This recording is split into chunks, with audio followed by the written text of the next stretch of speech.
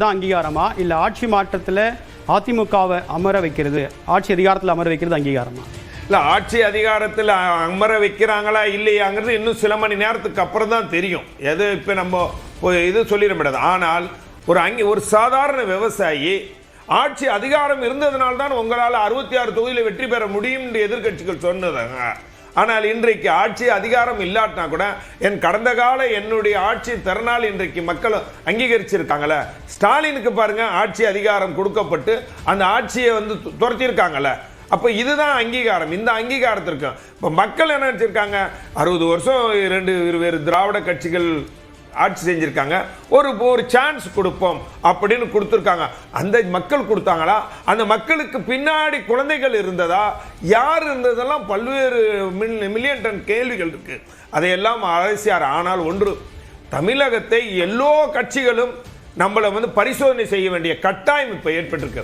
ஒருத்தர் பெரிய ஆட்சி அதிகாரத்தில் அமைச்சராக இருந்தார், அவருக்கு பணம் என்பலம் எல்லாம் இருக்கு, அவர்தான் வெற்றி பெற முடியும் என்ற நிலையில் ஒரு நிலையில் பொதுவாக இயக்கங்களுக்கு இருந்தது. அதையெல்லாம் உடைச்சிருக்காங்க. அதெல்லாம் உடைச்சிருக்காங்க.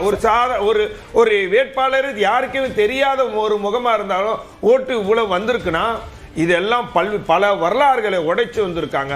இந்த வரலாறு உடைச்சு இது எந்த அளவுக்கு தமிழ்நாட்டை முன்னணி மாநிலமாக்கும், தமிழ்நாட்டுக்கு நல்லது என்பதை நாம் யோசிக்க வேண்டும். நாங்கள் இன்றைக்கும் உறுதியாக இருக்கிறோம், தெளிவாக இருக்கிறோம், அந்த நம்பிக்கையோடு இருக்கிறோம். எடப்பாடியார் வருகக்கூடிய 8ஆம் தேதி தமிழ்நாட்டினுடைய முதலமைச்சராக பதவியேற்பார். தற்போது எண்ணிக்கை நிலவரத்தை பார்த்துடலாம். தற்போது 234 தொகுதிகளுடைய நிலவரம் அப்படின்னு வெளிவந்திருக்கு. தாவேக 108 இடங்கள், இன்னும் 10 இடங்கள்ல பெற்றால் தனி பெரும்பான்மையோடு தாவேக ஆட்சி அமைக்க முடியும். அதிமுகவுடைய எண்ணிக்கை குறைந்திருக்கு. 80 இடங்கள்ல இருந்தவங்க 73 இடங்களாக குறைந்திருக்காங்க. திமுகவுடைய எண்ணிக்கை 64 வரைக்கும் அவங்க உச்சம் தொட்டாங்க. தற்போது அவங்க மேலும் சரிந்து 53 இடங்களை அவங்க முன்னிலை பெற்றிருக்காங்க. ஸோ தாவேகாவுடைய எண்ணிக்கை 104 108 அதிகரிச்சிருக்கு. இந்த எண்ணிக்கை முன்னிலை நிலவரம் தான். இன்னும் பல சுற்றுக்கள் இருக்கு. இறுதி நிலவரம் அப்படின்றது இன்று மாலை 4 அல்லது 5 மணி போல தான் தெரிய வரும். தற்போது தாவேக 107 இடங்களில் முன்னிலை பெற்றிருப்பது மூலமாக தனி பெரும்பான்மைக்கு இன்னும் 11 இடங்கள் தேவை. 118 இடங்கள் பெற்றால் தான் தனி பெரும்பான்மையோடு ஆட்சி அமைக்க முடியும்.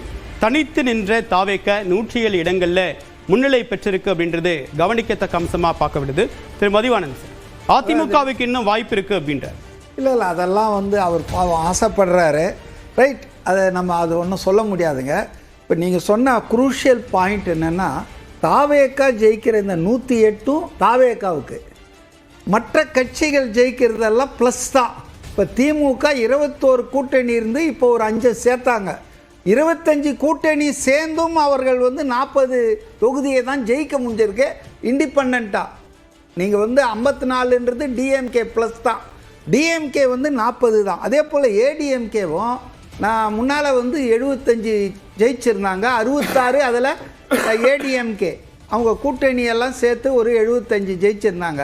இப்போ அதையும் கொஞ்சம் கம்மி போகிறாங்க. அதாவது that means ADMK is also punished, not only DMK punished severely, but ADMK punish பண்ணியிருக்காங்க மக்கள்.